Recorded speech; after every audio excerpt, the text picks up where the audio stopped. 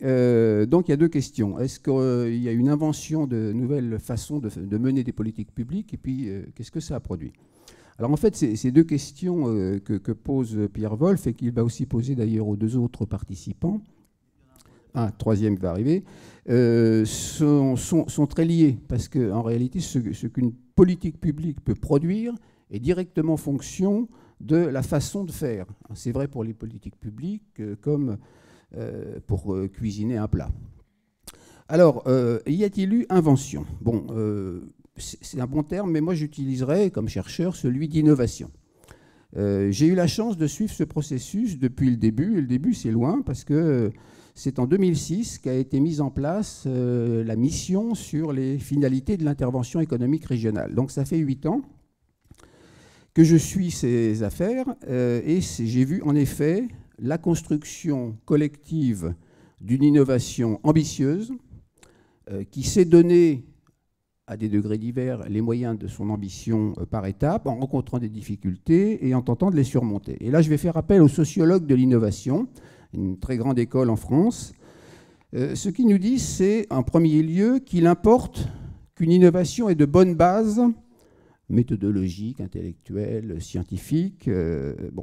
Pour l'essentiel, s'agissant de la TESR, ces bases ont été mises au point au cours de la mission d'enquête pendant 2 ans et consolidées ensuite en fonction des difficultés rencontrées, des enjeux à surmonter. Et donc, le cadre de pensée de la TESR, qu'on l'appelle référentiel ou autrement, est selon moi, alors je peux le dire sans être immodeste parce que j'y ai contribué qu'un tout petit peu. Il y a eu beaucoup de gens pour cette architecture intellectuelle et selon moi remarquable, sinon unique, dans ce que je connais. Et c'est un des résultats, un des produits.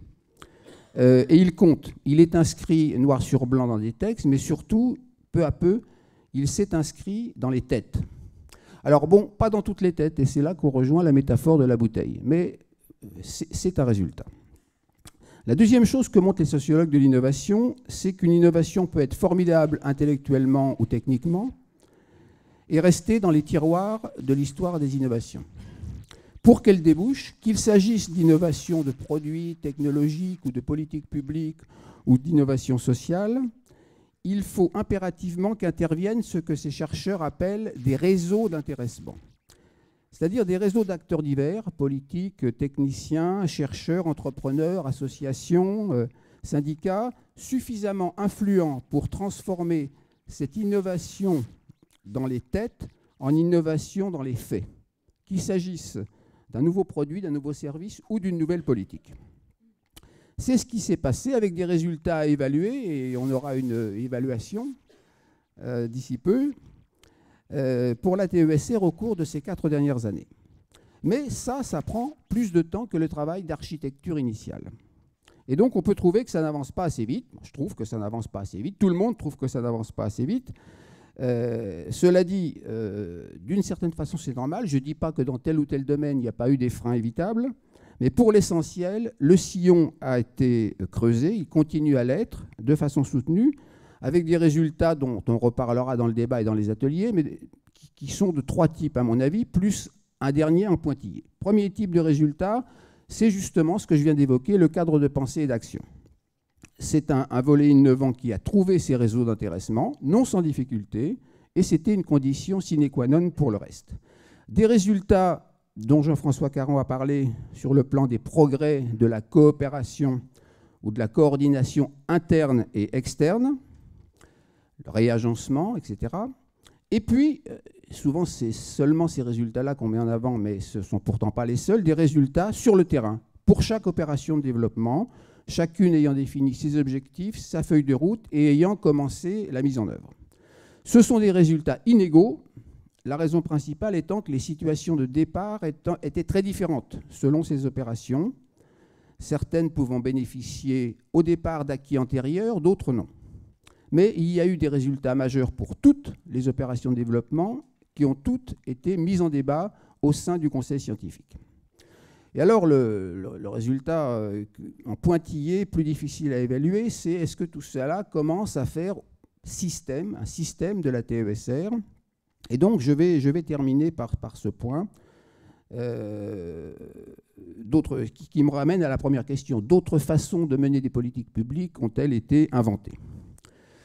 Alors, bon, d'abord, Jean-François rappelait que si innovation il y a eu, et selon moi il y a eu innovation dans ce domaine, cela ne part pas de rien. Moi, j'ai eu diverses occasions de coopérer avec le Conseil régional comme chercheur depuis 1992 ou 1993, parce que moi je suis également du siècle dernier, et c'était souvent des intentions semblables qui se cherchaient et parfois qui se trouvaient. Mais où peut se situer la valeur ajoutée politique de la TESR en tant que telle? Eh bien, dans le fait que ces façons de faire des politiques publiques sont encore montées d'un cran, ont trouvé un cadre de pensée plus solide et se sont généralisées à l'ensemble du projet, et peut-être même au-delà. Comment résumer ces façons de faire innovantes? Il me reste 5 minutes. Alors je tiendrai.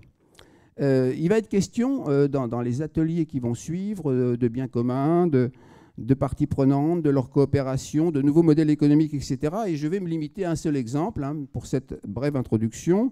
La TESR, ça a déjà été évoqué par Jean-François Caron, met l'accent sur l'intégration des biens communs dans les politiques publiques. Et ça n'est pas si évident à comprendre. Ça peut même paraître un truc qui plane un peu. D'ailleurs, pas seulement dans les politiques publiques, également dans la valeur ajoutée, dans l'emploi, ce qui est aussi un bien commun. Et donc, ces biens communs dont on parle de plus en plus aujourd'hui dans le monde, et pas seulement dans cette région, ce ne sont pas seulement des biens publics, des biens d'intérêt général, ce qu'ils sont. Ce sont des biens dont la gestion ne peut être que commune, dont la production, entre guillemets, ne peut être que commune, liée à la coopération d'acteurs qui deviennent co-responsables de l'action, co-responsables, coproducteurs des résultats. Alors, du coup, une politique publique de montée en qualité des biens communs, ce qui a été rappelé à la fois dans l'excellent film et par Jean-François, l'excellent Jean-François bien sûr, devient une politique de construction, de coopération autour d'un enjeu, une politique dans laquelle le rôle de l'institution publique est moins de décider sur un mode hiérarchique au nom d'un mandat électif légitime que d'avoir une co-responsabilité au demeurant éminente dans la réussite de la coopération, dans la gestion des inévitables désaccords initiaux. Ça peut sembler plus modeste, c'est en réalité plus exigeant, plus compliqué, sans doute plus passionnant et incontestablement plus démocratique. La TESR n'a pas inventé cela, mais elle en a fait un principe systématique. Je vais, pour terminer, prendre un exemple concret d'un enjeu qui n'est pas une opération de développement de la TESR, celui de la qualité de l'air en ville. Mais on pourrait prendre la qualité de l'eau, la question du climat, de la biodiversité, la diversité culturelle, la cohésion sociale, l'égalité entre les femmes et les hommes, en passant un bien commun qui a quand même un peu de mal à être intégré dans la TESR, autrement qu'en bonnes intentions.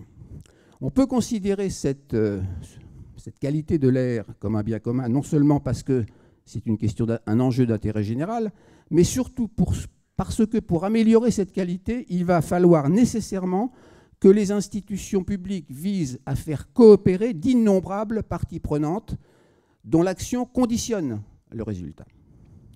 Et donc, dans un tel cas, les pouvoirs publics n'ont pas moins de responsabilités, mais ce sont des responsabilités très différentes. Il faut animer, convaincre, écouter, former, inciter et surtout trouver de nouveaux dispositifs. Là est une bonne partie de l'innovation, de coordination pour que les acteurs s'engagent alors qu'ils ne le feraient pas forcément spontanément au départ.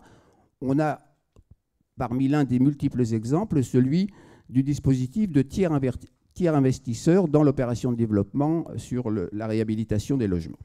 Et donc, voilà, je termine vraiment, pour parler comme Edgar Morin ou comme Jean-François Caron, c'est de la pensée complexe, c'est de l'action complexe, adaptée à des enjeux systémiques. Et c'est à l'opposé de la pensée linéaire qui va aujourd'hui d'échec en échec. Je ne donnerai pas d'exemple, vous en avez en tête, pas dans cette région bien sûr.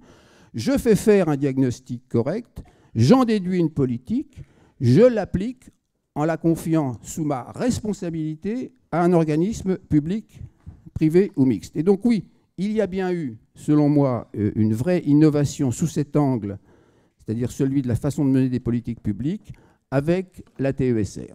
Merci. Merci.